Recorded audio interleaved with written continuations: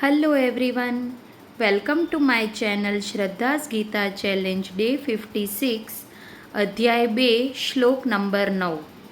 શ્લોક નંબર 9 આ રીતે છે. સંજય ઉવાચ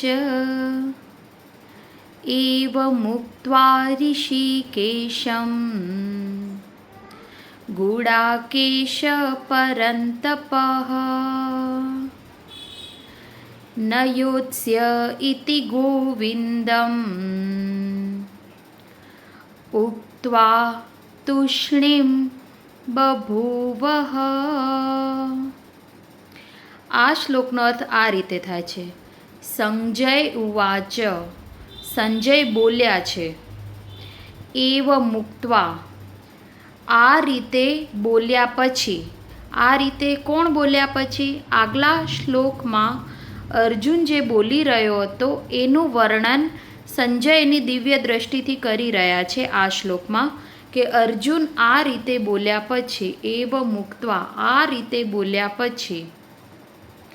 ઋષિકેશ, ઋષિકેશ એટલે હિષિક એટલે ઇન્દ્રિયો, ઈશ એટલે સ્વામી, ઇન્દ્રિયોના સ્વામી કૃષ્ણ ભગવાન એને સંબોધે છે.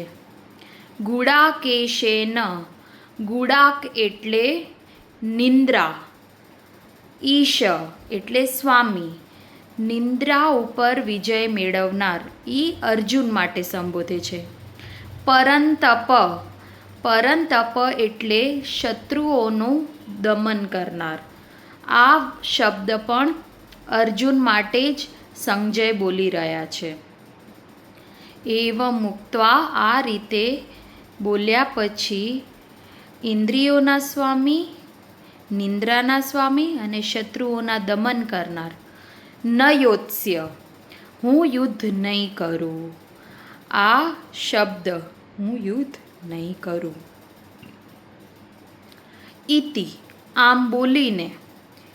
ગોવિંદમ, ગોવિંદને, જે ગાયોના રક્ષણ કરનાર છે, જે પૃથ્વીનું રક્ષણ કરનાર એવા કૃષ્ણ માટે ગોવિંદમ. બરાબર છે, ગોવિંદમ. ઉક્ત્વા, ઉક્ત્વા એટલે બોલીને. તુષ્ણીમ, તુષ્ણીમ એટલે શાંત પડી જવું, મૌન થઈ જવું.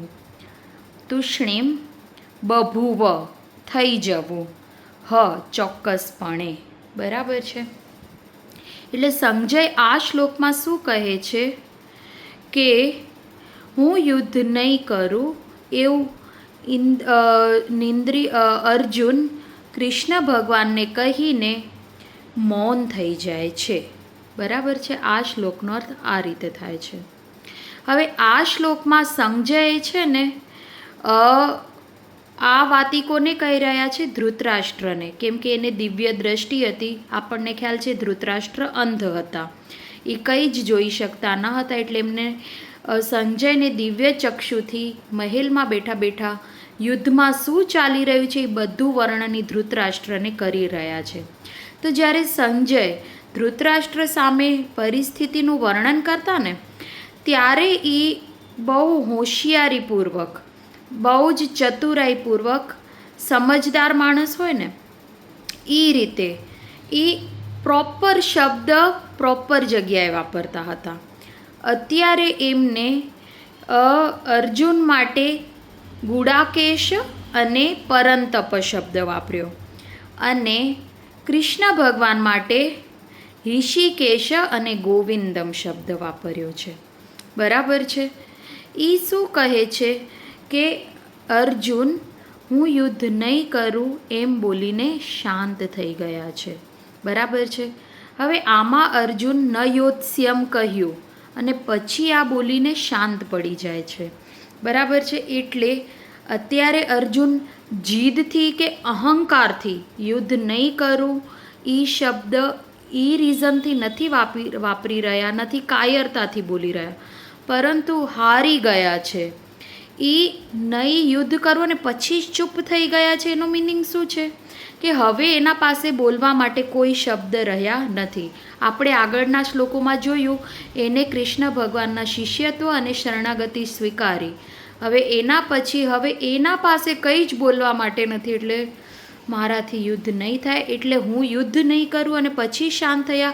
એટલે એ હવે કૃષ્ણ ભગવાન એને શું ઉપદેશ આપે છે, શું કહેવા માંગે છે, એ કૃષ્ણ ભગવાનના રિસ્પોન્સની હવે રાહ જોવે છે રહ્યા, કે ભગવાન મને માર્ગદર્શન આપશે, એ મને યોગ્ય રસ્તો આપશે.